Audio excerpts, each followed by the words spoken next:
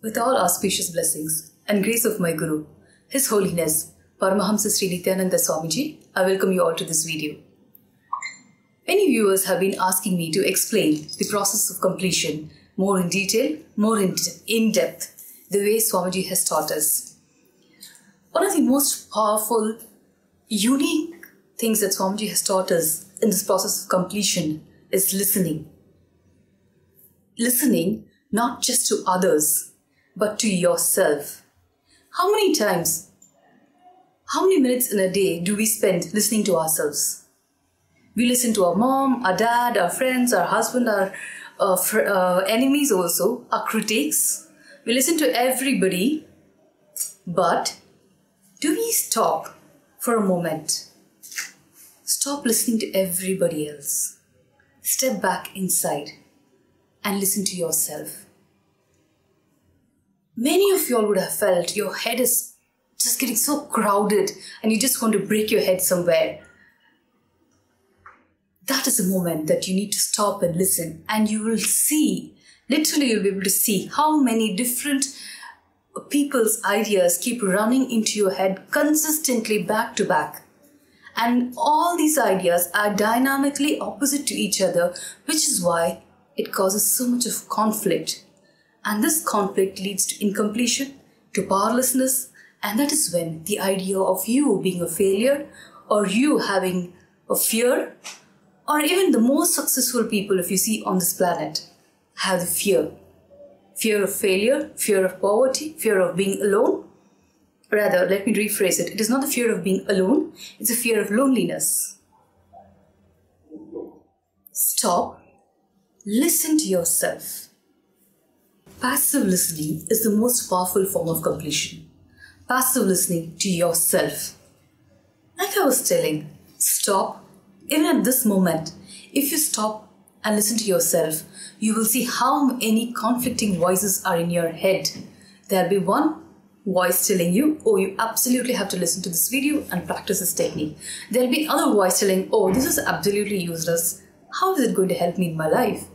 And what are you going to do with it? What are you going to do with completion? Get on with your life. There's another voice that's going to tell you, no, you have to do it. You can see there's a whole war field in your head.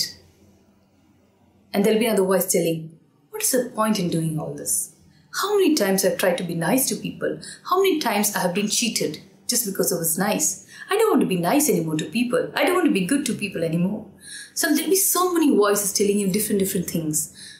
When you listen to these voices and start eliminating and identifying which is your real voice, the process of completion will start. When you start listening, you will understand that most of these voices in your head, which is giving you different opinions about what you want to do, what you have to eat, how you have to live, how you have to talk, and how you have to present yourself to people, are mostly opinions, ideas, and judgments given to you by people who are your friends, family, and even some of your critics. That is where you start getting conflicting ideas and identities about yourself. Even something as simple as wearing the right dress for a party or having the right look for a wedding. I know many people plan for days over this because they have to get their parents' opinions, their friends' opinions, their spouse's opinions, and God knows the whole world, including a dress designer's opinion, on how they look in a particular dress. But why would I want others' opinion? If I have the confidence in myself that I look perfect in this dress, I'm comfortable, and I'm happy the way I'm looking. That is because most of us do not have the self-confidence in the way we look, the way we talk. That is the very first incompletion that is started inside of you by people around you, knowingly, unknowingly. Most of them is just an unknown statements they make. It is not the intention to hurt you. It is not the intention to make you feel low about yourself. But unfortunately today, we live in a society where most people are insensitive. They just say what they think without realizing the impact it would have on the other person. And this also is mostly the impact of this world of media that we are inundated with. We are flooded with negative words. We are flooded with negative ideas. Whether you open the newspaper every day or you open any kind of media platform, the first thing you see is so many negative news and always contradictory, conflicting opinions. Nothing is taken at a face value. Everything is analyzed by a person who has absolutely no clue what he's analyzing. So most of our opinions and ideas about ourselves are formulated and formed by people who do not even know you, who you are. So their opinions, their feelings, you should just listen, but not let it become an incompletion inside of you. When that happens, that is when this conflicting, this war happens inside your head. Swamiji tells all the time that your life is like a Mahabharata. Mahabharata is one of the greatest epics in Indian history. Not only Indian history, in the world, it's one of the longest and the greatest epics, unbeaten till today. And Swamiji recommends that every man should read the Mahabharata to understand his life and to live life the way it is meant to be lived.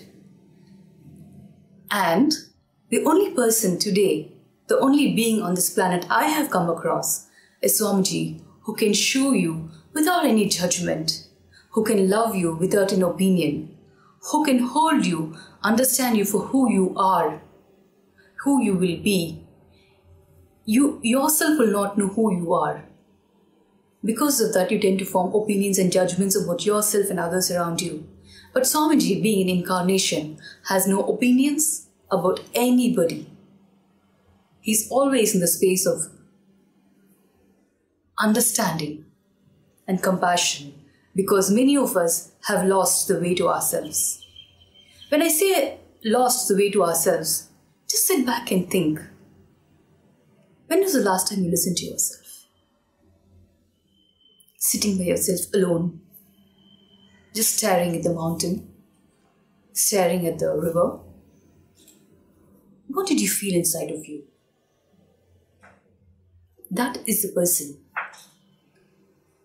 That would be a very, very, very remote memory for most of you. Even for me, for that matter, before I met Swamiji, it was a very remote memory. But after I met Swamiji and started practicing his teachings, applying his teachings every aspect of my life, every moment, every action I take, when I started applying his teachings, I started connecting more and more to the real me, for which I'll be ever grateful to my Guru, His Holiness Paramahamsa Sri Nityananda Swamiji. Meeting Swamiji has been a game changer in my life. I'm sure it's for many people, many of us devotees would say the same thing. Maybe a game changer is not the right word, but for me it is. Because today I'm able to see clearly how my life would have been if I had not met Swamiji and how I am now. Life is not always about the car we have, the dresses we wear, whom we know, or how we live. It is only about who I am. Who am I is a very fundamental question that all of us keep looking for, searching for, and some of us are completely haunted. Who am I?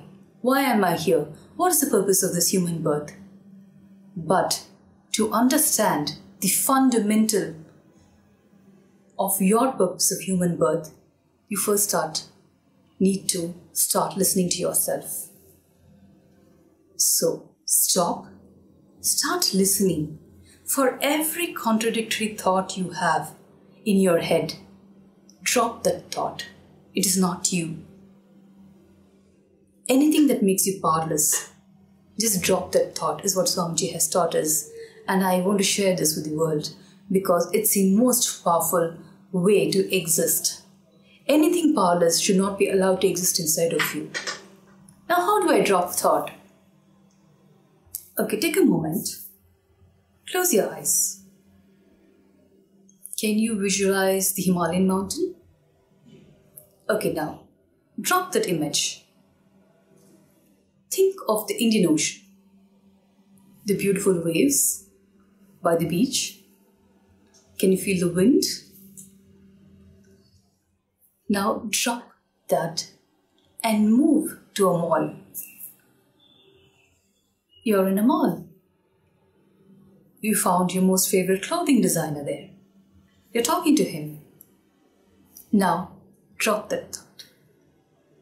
Get into your car. Are you in your car in your mind? And drive home. Now drop that thought. Open your eyes. How easy it was to drop these thoughts. It is so simple, as simple as this, to drop every negative, every powerless thought that haunts you. Please try this very simple, very powerful technique at your homes, at your offices, in all your relationships. And please leave your comment, your feedback in my inbox below, and I will get back to you. If you have any further questions, doubts, anything at all, please reach out to me through your comment section, and I will get back to you. I would really request all of you to share this video with as many friends as you know, as many family members as you know, and as many colleagues as you know, because you never know whose life may transform listening to these videos. You never know who will find a guru by listening to this video. Thank you and hope to see you again. But before you sign off, please press like, subscribe, and share this video with many people as possible. Thank you, Nityanandam.